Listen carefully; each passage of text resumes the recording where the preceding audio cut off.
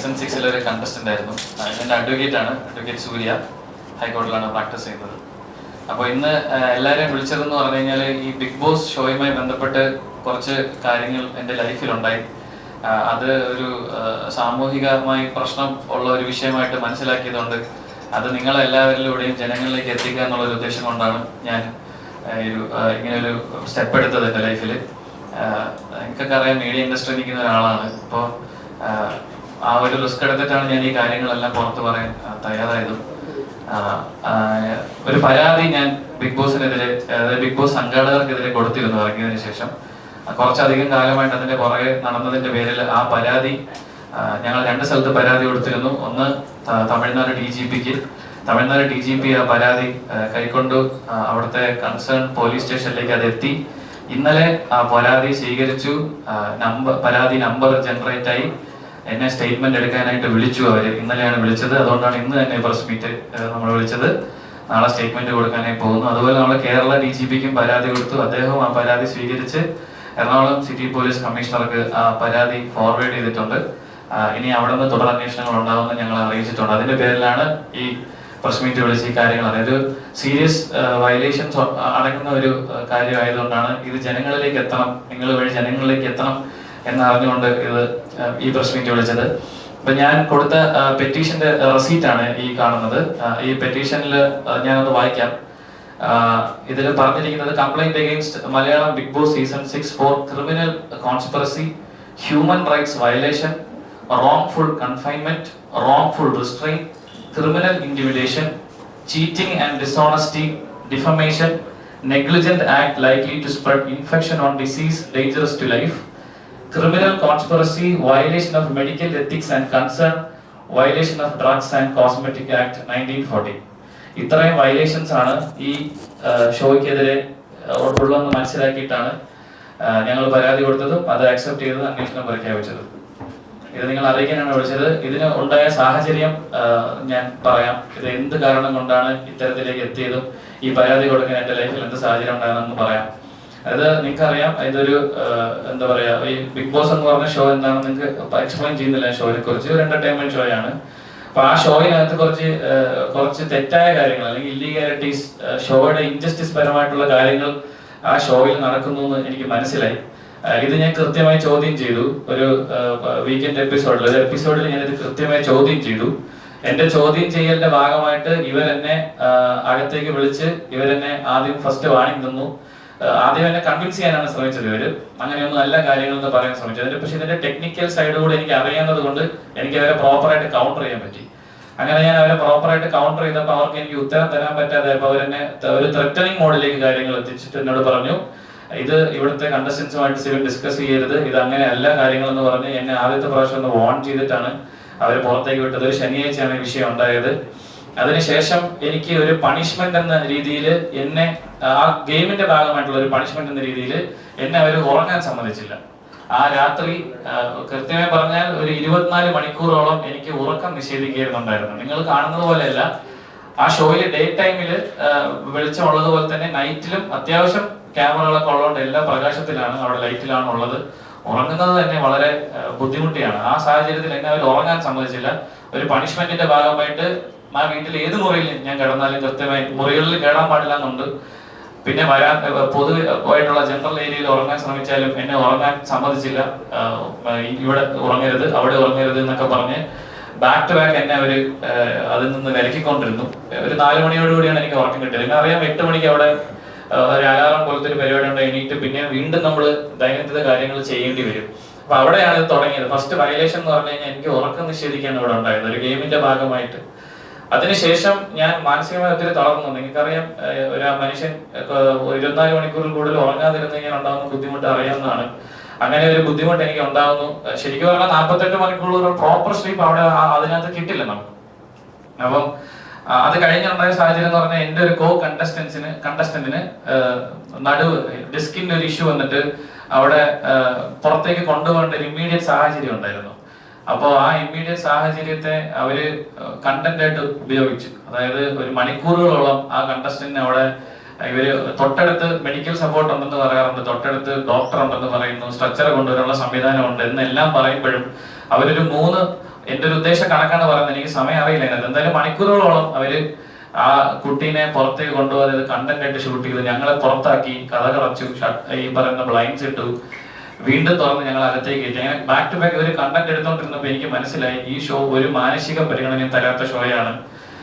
ഒരു മനുഷ്യന്റെ ജീവനോ അല്ലെങ്കിൽ അയാളുടെ ഇതിനോ ക്ഷമിക്കണം, അയാളുടെ ഒരു മാനസികാവസ്ഥയ്ക്കൊന്നും യാതൊരു വിലയും കൽപ്പിക്കാത്ത ഒരു ഷോയാണ്. പിന്നെ എനിക്ക് ഇനി അവിടെ തുടരണ്ട എന്ന് ഞാൻ ബാക്ക് ടു ബാക്ക് അവരോട് പറഞ്ഞുകൊണ്ടിരിക്കുകയായിരുന്നു. ഞാൻ ഇമോഷണലി ഒത്തിരി തകർന്നു പോയൊരു സാഹചര്യം ഉണ്ടായി. എന്നിട്ട് ഞാൻ അവരോട് ഈ ഷോയിൽ നിന്ന് പുറത്തു പോകണമെന്ന് വീണ്ടും മൾട്ടിപ്പിൾ ടൈംസ് ഞാൻ അവരോട് ആവശ്യപ്പെട്ടു. എനിക്ക് അവരിൽ കുറെ ആൾക്കാരെ പേഴ്സണലായിട്ട് അറിയാം, ഞാൻ ഈ ചാനലുമായി ബന്ധപ്പെട്ട് ജോലി ചെയ്യുന്ന ആളായിട്ട് എനിക്ക് ഒരുപാട് പേരെ അറിയാം. അവരുടെ പേരെടുത്ത് ഞാൻ ശരിക്കും പറഞ്ഞാൽ ഞാൻ കരഞ്ഞു എന്ന് തന്നെ പറയാം. പേരെടുത്ത് എന്നെ നിങ്ങൾ സഹായിക്കണം, എനിക്ക് ഇനി ഇവിടെ പിടിച്ചു നിൽക്കാൻ പറ്റില്ല, എന്നെ പുറത്തേക്ക് വിടണമെന്ന് ഞാൻ ബാക്ക് ടു ബാക്ക് അവരോട് പറഞ്ഞതിന്റെ ഭാഗമായിട്ട് എന്നെ അവര് ഈ പറയുന്ന ഒരു സ്ഥലത്ത്, ഈ കൺഫെഷൻ റൂം എന്നാണ് പറയുന്നത്, അവിടേക്ക് വിളിച്ച് എന്നോട് എന്നെ അവർ വീണ്ടും സമാധാനിപ്പിക്കാൻ ശ്രമിച്ചു, തിരിച്ച് ഗെയിമിലേക്ക് കൊണ്ടുവരാൻ ശ്രമിച്ചു. ഞാൻ പറ്റില്ല എന്ന് തറപ്പിച്ച് തന്നെ പറഞ്ഞു, എനിക്ക് പുറത്തു പോകണം. എനിക്ക് ക്രിയേറ്റീവ് ടീമിനെ, ഇവിടുത്തെ സംഘാടകരായ ക്രിയേറ്റീവ് ടീമിന് തീരെ വിശ്വാസമില്ല. നിങ്ങളുടെ ചേഷ്ടകൾ തെറ്റാണ്, നിങ്ങൾ ഇവിടെ ഒരു മനുഷ്യ ജീവനോ യാതൊരു വിലയും കൊടുക്കാത്തവരാണ്, മാനുഷിക പരിഗണന കൊടുക്കാത്തവരാണ്, ഹ്യൂമാനിറ്റി നോക്കാത്ത ആൾക്കാരാണ്, അതുകൊണ്ട് കണ്ടന്റിന് വേണ്ടി എന്തും ചെയ്യുന്ന ആൾക്കാരാണ്, അതുകൊണ്ട് എനിക്ക് ഇവിടെ തുടരാൻ സാധിക്കില്ല എന്ന് ഞാൻ അവരടുത്ത് പറഞ്ഞതിന്റെ പേരിൽ ഇവരെന്നെ തിരിച്ച് വീണ്ടും ഗെയിമിലേക്ക് പുഷ് ചെയ്ത് കളയായിരുന്നു ഉണ്ടായിരുന്നത്. വീണ്ടും മാറ്റി. അങ്ങനെ ഞാൻ അവിടെ നിസ്സഹകരണം പ്രഖ്യാപിച്ചു. ഞാൻ രാവിലെ തൊട്ട് ഭക്ഷണം കഴിക്കാതിരുന്നു, നിസ്സഹകരണം പ്രഖ്യാപിച്ചു. മത്സരത്തിൽ സഹകരിക്കില്ല എന്ന് പറഞ്ഞതിന്റെ പേരിൽ എനിക്കൊരു സൈക്കോളജിസ്റ്റിന്റെ സഹായം അവർ തന്നു. അദ്ദേഹത്തോട് ഞാൻ പറഞ്ഞത്, സൈക്കോളജിസ്റ്റ് അവിടെ ഇല്ല, ഞാൻ നിങ്ങളോട് പറയുകയാണ്, അവിടെ ഒരു സൈക്കോളജിസ്റ്റ് ഫിസിക്കലി പ്രസന്റ് അല്ല. ആ സൈക്കോളജിസ്റ്റ് വീഡിയോ കോളിലൂടെയാണ് വരുന്നത്. അദ്ദേഹം മുംബൈ ബേസ് ചെയ്തിട്ടുള്ള ഒരു സൈക്കോളജിസ്റ്റ് ആണെന്നാണ് മനസ്സിലാക്കാൻ സാധിച്ചത്. അദ്ദേഹത്തിന്റെ പേര് ഡോക്ടർ സാവന്ത് എന്നാണ്. അയാള് ബിഗ് ബോസിന്റെ എല്ലാ ബിഗ് ബോസ് ഷോസും കൺട്രോൾ ചെയ്യുന്ന, എല്ലാ ബിഗ് ബോസ് ഷോയിലെയും മത്സരാർത്ഥികളെ അദ്ദേഹമാണ് പരിശോധിക്കുന്നതെന്നാണ് മനസ്സിലാക്കാൻ സാധിച്ചത്. അവര് പറഞ്ഞൊരു അറിവ് അതാണ്. അപ്പൊ സാവന്ത് എന്ന് പറഞ്ഞ ഡോക്ടർ വീഡിയോ കോളിലൂടെ, വ്യക്തമല്ലാത്തൊരു വീഡിയോ കോളിലൂടെ എന്നെ കാണുകയും അദ്ദേഹത്തോട് ഞാൻ ഇതേ കൺസേൺ തന്നെ പറയുകയാണ്, ഇങ്ങനെ ഒരു ഹ്യൂമാനിറ്റി വാല്യൂ ഇല്ലാത്തൊരു ഷോയാണ് ഇവിടെ പ്രോപ്പർ എനിക്ക്. അപ്പൊ അദ്ദേഹം തന്നെ എന്നോട് ചോദിക്കുന്നു, എന്റെ സിബിന് ഉറങ്ങാത്ത പ്രശ്നമുണ്ടോ? ഞാൻ പറഞ്ഞു ഉറങ്ങിയിട്ടില്ല. അപ്പൊ അയാൾ എന്നോട് പറയാണ്, സിബിന് ഞാനൊരു മരുന്ന് തരാം ഉറങ്ങാനായിട്ട്, അത് കഴിക്കുമെന്ന് എന്നോട് ചോദിച്ചു. അപ്പൊ ഞാൻ പറഞ്ഞു, ഞാൻ സൈക്യാട്രിക് ഡ്രഗ് ജീവിതത്തിൽ ഇന്നേ വരെ എടുത്തിട്ടില്ല, ഞാൻ എടുക്കില്ല എന്ന് വാശി പറഞ്ഞു. എന്നാലും അദ്ദേഹം പറഞ്ഞു, സിബിന് വിശ്രമം ആവശ്യമാണ്, സിബിൻ ഒന്ന് പുറത്തേക്ക് പോയി കുറച്ചു നേരം ഉറങ്ങി വിശ്രമിച്ചിട്ട് തിരിച്ചു വരാൻ പറഞ്ഞു. അതിന്റെ ഭാഗമായി എന്നെ അവര് പുറത്തേക്ക് കൊണ്ടുപോയെങ്കിലും എന്നെ അവര് വിശ്രമിക്കാൻ സമ്മതിച്ചില്ല. അതായത് ഞാൻ അവിടെ യൂഷ്വലി മറ്റു മത്സരാർത്ഥികൾക്കും അങ്ങനെ വിശ്രമിക്കാനുള്ള ഒരു അവസരം അവരോട് കൊടുക്കുന്നുണ്ടായിരുന്നു, എന്നാൽ എനിക്ക് അത് തന്നില്ല. പുറത്തു പോയ സമയത്ത് എന്നെ ഏഷ്യാനെറ്റിന്റെ അല്ലെങ്കിൽ ഈ ഷോയുടെ 3 അധികൃതർ, ടോപ്പ് ലെവലിൽ നിൽക്കുന്ന 3 പേര് വന്ന് എന്നെ അവർ കണ്ടു. എന്നെ അവർ പുറത്തു പോകാൻ അനുവദിച്ചില്ല, പുറത്തു പോകാൻ സാധിക്കില്ല, ഇത് അങ്ങനത്തെ ഒരു ഷോ അല്ല, അങ്ങനെ പുറത്തു പോകാൻ പറ്റില്ല എന്ന് ബാക്ക് ടു ബാക്ക് എന്നെ പുഷ് ചെയ്ത് എനിക്ക് വീണ്ടും തിരിച്ചു കയറുന്നതിന് മുമ്പ് ഒരു ഗുളിക കഴിക്കൂ, അപ്പൊ മാനസികമായി കുറച്ച് ആശ്വാസം കിട്ടും എന്നോട് നിർബന്ധിച്ച് പറഞ്ഞു. അപ്പോൾ ഞാൻ സമ്മതിച്ചു, മരുന്ന് കഴിക്കാൻ സമ്മതിച്ചു. പക്ഷെ അന്നത്തെ ദിവസം എനിക്ക് അവർ മരുന്ന് തന്നില്ല. അതെന്തുകൊണ്ടാണെന്ന് അറിയാൻ തിരിച്ച് വീടിനുള്ളിലേക്ക് കയറി. ആ രാത്രിയും എനിക്ക് ഉറങ്ങാൻ സാധിച്ചില്ല. മാനസികമായ ബുദ്ധിമുട്ടുകൾ കൊണ്ടും ഫിസിക്കലായിട്ടുള്ള ഭക്ഷണം കഴിക്കാതിരുന്നതിന്റെ പേരിൽ എനിക്ക് പ്രോപ്പറായിട്ട് ഉറങ്ങാൻ സാധിച്ചിട്ടില്ല. അടുത്ത ദിവസം രാവിലെ ഞാൻ ഉറക്കം എണീറ്റിട്ട് ഇവരോട് ഇത് തന്നെ ആവശ്യപ്പെടുകയാണ്, എനിക്ക് പുറത്തു പോകണം, എന്റെ ഉറക്കം ശരിയല്ല, ഞാൻ ഹാലൂസിനേറ്റ് ചെയ്യാൻ തുടങ്ങി എന്ന് പറഞ്ഞു. അതായത് ഒരു മനുഷ്യന് 48 മണിക്കൂറിൽ കൂടുതൽ ഉറങ്ങാതിരുന്നാൽ സംഭവിക്കുന്ന കാര്യം തന്നെ. ഞാൻ ഹാലൂസിനേറ്റ് ചെയ്യാൻ തുടങ്ങി, എനിക്ക് പ്രോപ്പറായിട്ട് ചിന്തിക്കാൻ കഴിയുന്നില്ല, എനിക്ക് വിശ്രമം ആവശ്യമാണെന്ന് ഞാൻ അവരോട് പറഞ്ഞതിന്റെ പേരിൽ എന്നെ അവർ പുറത്തേക്ക് കൊണ്ടുപോയി ഒരു ഹോട്ടൽ മുറിയിൽ, ഒരു കാറിലേക്ക് എന്നെ കണ്ണുകെട്ടി കയറ്റുകയും തിരിച്ച് ഈ സ്റ്റുഡിയോയിൽ നിന്ന് ഒരു 10-15 മിനിറ്റ് ദൂരമുള്ള ഒരു ഹോട്ടലിന്റെ പേര് ഹോട്ടൽ സൈനിൻ എന്നാണ്. ആ ഹോട്ടലിൽ ഒരു മുറിയിൽ കൊണ്ട് എന്നെ പൂട്ടിയിടുകയാണ് ചെയ്തത്. അത് യൂഷ്വലി ഇവരുടെ ഒരു പ്രൊസീജിയറാണ്, പ്രോട്ടോകോളാണ്. പുറത്തു കൊണ്ടുപോയി ഈ വിശ്രമിപ്പിക്കുക എന്നുള്ളത്. അപ്പം നമ്മളെ വെളിയിലേക്ക് ഇറക്കില്ല, അത് അവരുടെ പ്രോട്ടോകോളിന്റെ ഭാഗമായി എന്നാണ് മനസ്സിലാക്കുന്നത്. അപ്പൊ അവിടെ എന്നെ പൂട്ടിയിട്ടതിന് ശേഷം ഞാൻ വിശ്രമിച്ച് ഉറങ്ങി എണീറ്റ് ഒരു 11:45 രാത്രി ഇതേ ഡോക്ടർ വാട്സാപ്പ് വീഡിയോ കോളിൽ വന്നു. എന്റെ കൂടെ ഉണ്ടായിരുന്ന ഒരു ഷാഡോ എന്നാണ് അവർ വിളിക്കുന്ന എന്റെ മോൾ ഷൈൻ്റെ സ്റ്റാഫിന്റെ ഫോണിൽ വീഡിയോ കോള് വരുന്നുണ്ടായിരുന്നു. ആ വീഡിയോ കോള് നിങ്ങൾക്കറിയാം, ചെന്നൈ ഔട്ടറിലാണ് ഈ EVP സ്റ്റുഡിയോ ഇരിക്കുന്നത്. അപ്പൊ അവിടെ നെറ്റ്വർക്ക് വളരെ കുറവാണ്. ആ നെറ്റ്വർക്ക് ഇല്ലാത്ത ആ ഏരിയയില് ശ്രീ പെരുമ്പത്തൂർ എന്ന് പറഞ്ഞ ആ ഏരിയയാണ്. ശ്രീ പെരുമ്പത്തൂർ ഏരിയയിൽ നിങ്ങൾക്കറിയാം ഔട്ടർ ആണ്. അവിടെ നെറ്റ്വർക്ക് വളരെ കുറവാണ്. നെറ്റ്വർക്ക് കുറവായ ഏരിയയിൽ ഒരു വാട്സാപ്പ് 3 പ്രാവശ്യം അയാളുമായിട്ടുള്ള വാട്സാപ്പ് കോൾ ഡ്രോപ്പായി. ആ വീഡിയോ കോളിൽ വന്നിട്ട് പുള്ളി എന്നോട് കാര്യങ്ങൾ ചോദിച്ചു. ഞാൻ പുള്ളിക്ക് ഇംഗ്ലീഷാണ് സംസാരിക്കാൻ പറ്റുന്നത്. അതിൽ ഞങ്ങൾ കാര്യങ്ങൾ സംസാരിച്ചു. ഞാൻ പറഞ്ഞു ഞാൻ ഓക്കെ ആണ്, പുറത്തു പോകാൻ നിവൃത്തിയില്ല എന്ന് അവരെന്നോട് എടുത്തെടുത്ത് പറഞ്ഞു. അതായത് നിങ്ങൾ പുറത്ത് വിടില്ല, ഈ ഷോയിൽ നിങ്ങൾക്ക് എപ്പോ വേണോ വരാം, പുറത്ത് പോകേണ്ടത് ഞങ്ങൾ തീരുമാനിക്കും. അത് ആ ഷോയുടെ ഹോസ്റ്റ് തന്നെ ആ ഷോയിൽ തന്നെ പറഞ്ഞിട്ടുണ്ട്.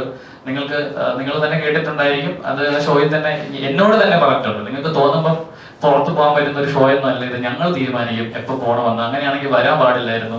അത്തരത്തിലുള്ള കാര്യങ്ങളാണ് എന്നോട് പറഞ്ഞത്. അപ്പൊ എനിക്ക് അറിയാം പുറത്ത് പോകാൻ പറ്റില്ല, നിവൃത്തിയില്ല, ഇനി അകത്ത് തുടരാൻ പറ്റുമെന്ന് പറഞ്ഞ് ഞാൻ അകത്ത് തുടരാൻ സമ്മതിക്കുന്നു. അന്ന് രാത്രി അദ്ദേഹം പറയുന്നു, സെബിൻ നന്നായി ഉറങ്ങണമെങ്കിൽ ഗുളിക കഴിക്കാൻ പറഞ്ഞിട്ട് ഉറക്ക ഗുളിക എന്ന് പറഞ്ഞ് എനിക്കൊരു ഗുളിക തന്നു, സ്ലീപ്പിംഗ് പിൽസ്. ആ ഗുളിക ഞാൻ അന്ന് കഴിച്ചു.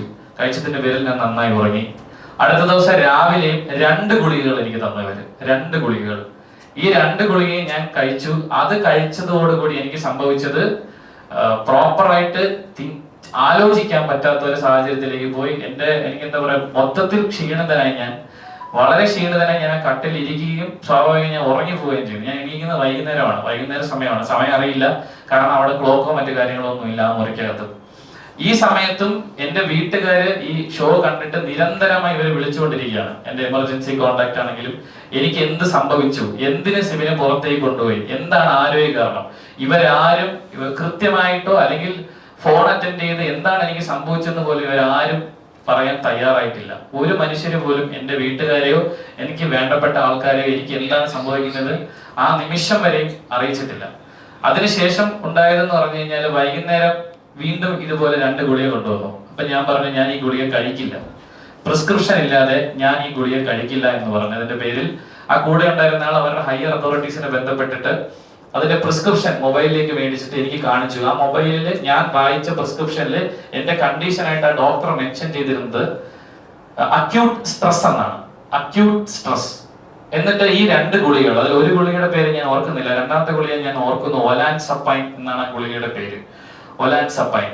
ഈ ഒലാൻസപ്പൈൻ മരുന്ന് എന്തിനാണ് ഉപയോഗിക്കുന്നത് ഞാൻ എന്റെ കൂടെയുള്ള ആ പയ്യനോട് ഗൂഗിൾ ചെയ്ത് ഒന്ന് പറയാൻ പറഞ്ഞു. അപ്പൊ അദ്ദേഹം അത് ഗൂഗിൾ ചെയ്യുകയും അത് സ്കീസോഫ്രീനിയ എന്ന് പറയുന്ന മാരകമായ രോഗത്തിന് കൊടുക്കുന്ന ഗുളികയാണെന്ന് ഞാൻ മനസ്സിലാക്കി. ഈ സ്കീസോഫ്രീനിയ അല്ലെങ്കിൽ ബൈപോളർ ഡിസോർഡർ, ഈ 2 അസുഖങ്ങളും നിശ്ചയിക്കണമെങ്കിൽ മിനിമം, ഞാനൊരു മെഡിക്കൽ വിദഗ്ധനുമായി സംസാരിച്ചപ്പോൾ മനസ്സിലാക്കിയത് ഈ അസുഖം ഡിറ്റർമൈൻ ചെയ്യണമെങ്കിൽ മിനിമം 6 മാസത്തെ കൺസൾട്ടേഷൻ വേണം, ഏറ്റവും മിനിമം. പിന്നെ ഡെയിലി ലൈഫ് ജീവിക്കാൻ പറ്റില്ല. ഈ അസുഖമുള്ള ഒരു മനുഷ്യന് ഡെയിലി ലൈഫ് ജീവിക്കാൻ പറ്റില്ല. അത്തരത്തിൽ ബുദ്ധിമുട്ടുണ്ടാക്കുന്ന സൈക്യാട്രിയിൽ ഏറ്റവും എക്സ്ട്രീം ആയിട്ടുള്ള ഒരു രോഗമാണ് സ്കീസോഫ്രീനിയ. ആ സ്കീസോഫ്രീനിയ കൊടുക്കുന്ന മരുന്നാണ് ഇതെന്നും ഇത് എനിക്ക് കഴിക്കേണ്ട സാഹചര്യം ഇല്ലെന്ന് ഞാൻ മനസ്സിലാക്കി ഞാൻ കഴിക്കില്ല എന്ന് അവരോട് പറഞ്ഞു.